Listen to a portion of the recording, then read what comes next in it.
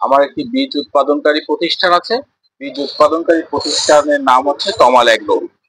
এই প্রতিষ্ঠানের মাধ্যমে আমরা উচ্চ ফলনশীল বীজ উৎপাদন করে থাকি আমাদের নিজস্ব জমিতে, এবং এই যে উৎপাদন প্রক্রিয়াটা সম্পূর্ণভাবে পর্যবেক্ষণ করে নাজিরপুর কৃষি সম্প্রসারণ অধিদপ্তরের কর্মকর্তা বৃন্দ এবং আমাদের যে দাদা আছে শ্যামলদা, উনি সম্পূর্ণভাবে এতে পর্যবেক্ষণ করে এবং বীজ যখন আমরা সংরক্ষণ করি এবং পরবর্তী মৌসুমে যখন বীজ আমরা বপন করি, সেই থেকে এই কাটা এবং সংরক্ষণ এই পদ্ধতিটা সম্পূর্ণ উনি পর্যবেক্ষণ করে এবং সেটাই রিপোর্ট করা হচ্ছে বীজের যে আপনার এই বীজটা আমরা যে উৎপাদন করি এই বীজটা কিন্তু আমাদের রেজিস্ট্রেশন করতে হয়েছে এবং সেই মানে যারা রেজিস্ট্রেশন দেয় তাদের পর্যন্ত নিয়ে যাওয়া হয়।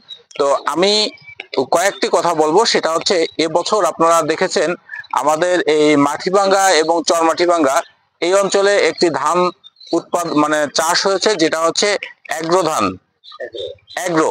তো এই অ্যাগ্রোটা হচ্ছে হাইব্রিড, যেটা আজ থেকে 4 বছর আগে আমাদের এই পার্শ্ববর্তী বা এবলোকেও বেশ পরিমাণ চাষ হয়েছিল। চাষ হওয়ার পরে যে সমস্যাটা, মানে তখনকার সময় বেশ ভালো ফলন দিয়েছিল, কিন্তু এবছর যে সমস্যাটা হয়েছে বীজের গুণগত মান অনেক খারাপ ছিল। খারাপ হওয়ার ফলে সেই যারা আপনার এই অ্যাগ্রো ধান চাষ করছে তার অনেক কৃষক এখানে এসেছেন। তো অ্যাগ্রো 12 এই হাইব্রিড চাষ করে কিন্তু এই বছর লাগানোর কয়েকদিনের ভিতরেই ধানে থোর এসে গেছে এবং শীষ বের হয়ে গেছে। বীজতলায় যখন ধান ছিল তখন কিন্তু থোর আসছে।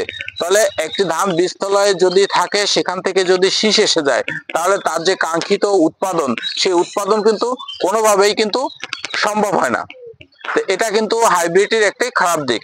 হাইব্রিড হচ্ছে হাই কেয়ার। আপনার যদি আপনার পরিবেশ, আবহাওয়া এটা যদি ভালো থাকে, সর্বোচ্চ যত্ন যদি আপনি নিতে পারেন, তাহলে সে অনেক মানে ফলন দিতে সক্ষম। এই যে আমাদের প্রধানত বাংলাদেশের 3টি মৌসুম, একটা হচ্ছে আমন মৌসুম, একটা আউশ মৌসুম, একটি হচ্ছে বোরো মৌসুম। এখন হচ্ছে এই যে বোরো মৌসুমের ধানের চারা উৎপাদন করা আরম্ভ হয়ে গেছে, তাই না? আর আমন ধান এখন সবাই কেটে ঘরে আনতেছে। তো আমন মৌসুমে ধান কিন্তু বোরো মৌসুম থেকে তুলনামূলক ফলন কম হয়, যেটা হাইব্রিডের ক্ষেত্রেও আর ইনব্রিডের ক্ষেত্রে। আমরা যে ধানগুলো চাষ করি এটা হচ্ছে উচ্চ ফলনশীল ধান, যেটাকে বলা হয় উফশী ধান। এই উফশী ধান হচ্ছে বাংলাদেশ ধান গবেষণা ইনস্টিটিউটের মাধ্যমে উৎপাদিত একটি জাত, মানে কয়েকটি জাত। আর একটা হচ্ছে বিনা উৎপাদিত। এই ধানগুলো আমরা চাষ করি। আপনাদের যদি কারো প্রয়োজন হয় 72, 87 এবং 52, এই বছরে এই 3টা জাতি আমি আগামীতে আপনাদের দিতে পারবো। আমি জাতের বৈশিষ্ট্য সংক্ষিপ্ত বলে দিচ্ছি। 52 জাত, যাদের জমির অপেক্ষাকৃত অনেক নিচু, শুকায় না, পানি এসে চলে যায় এবং বন্যায় বারবার আক্রান্ত হয়। এবছর 3 বার বন্যায় আক্রান্ত হয়েছে আমাদের অঞ্চল। এই সমস্ত জমিতে আপনারা 52 চাষ করতে পারবেন নির্দ্বিধায়। অর্থাৎ যদি আপনার ধানের উপরে 1 সপ্তাহ থেকে 2 সপ্তাহ পর্যন্ত যদি পানি থেকে যায়, তারপরও সেই ধানটা হবে। এটা হচ্ছে 52। 3 বার আক্রান্ত হওয়ার পরে আপনারা ওই সামনে আছে এখন 52 কতটা ভালো ধান হয়েছে নিচে গেলে দেখতে পারবেন, এটা আপনারা পাবেন। আরেকটি হচ্ছে 87। 87 বৈশিষ্ট্য, 52 বৈশিষ্ট্য হচ্ছে জীবনকাল 142-45 দিন।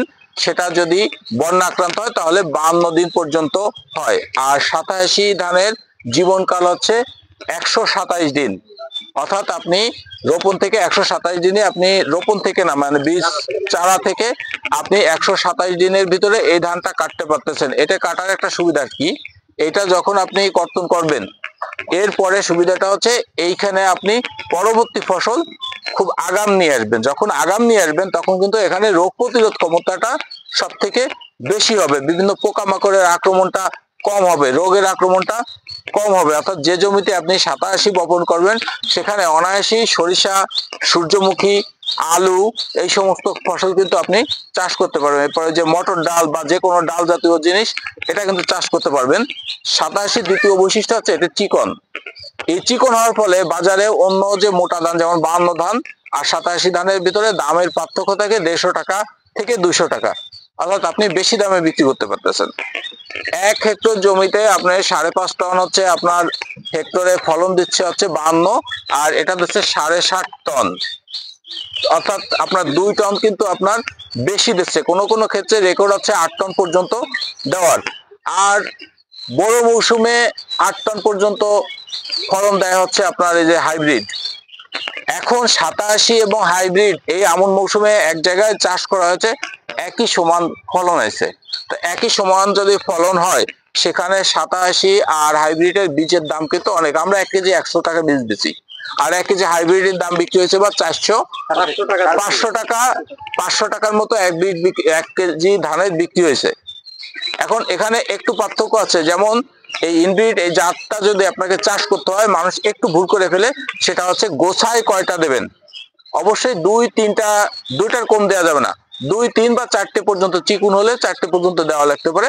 হাইব্রিড সেই ক্ষেত্রে একটু কম দেওয়া লাগতে পারে, কিন্তু এটার বীজের দাম, ওটার 1 কেজি দিয়ে কিন্তু আপনি সমস্ত জমি চাষ করে ফেলতে পারবেন, 1 বিঘা জমি চাষ করতে পারবেন। তা আপনারা এটা নির্দ্বিধায় লাগাতে পারেন। এক হচ্ছে চিকুন, সময় অল্প লাগে, দ্বিতীয়ত এটা দিক পাতা চওড়া এবং শেষ পর্যন্ত সবুজ থাকে, ধান উচ্চতা হয়। আমাদের যে গোখাদ্য, এই গোখাদ্যের যে প্রয়োজনীয়তা মেটানোর জন্য এই জাতটা খুবই ভালো। উচ্চতা হওয়া সত্ত্বেও ধান কিন্তু শুয়ে পড়ে না, নুয়ে পড়ে না, এটা কিন্তু আরেকটা মানে ভালো দিক। এই কাজের জন্য আপনারা অবশ্যই আমার আরেকটি ভালো দিক হচ্ছে, এই হাইব্রিড চাষে জমির যে উর্বরতা শক্তি নষ্ট হয়, আপনার এই ইনব্রিড জাত কিন্তু চাষ করলে সেই উর্বরতা শক্তি কিন্তু নষ্ট হয় না। এটা হচ্ছে সবচেয়ে বড় ব্যাপার। কারণ আমাদের এইখানে একটা সমস্যা আছে, আমাদের আগে জমিতে 1 ফসল 2 ফসল হতো, জমি মাঝখানে রেস্ট পেত, আমাদের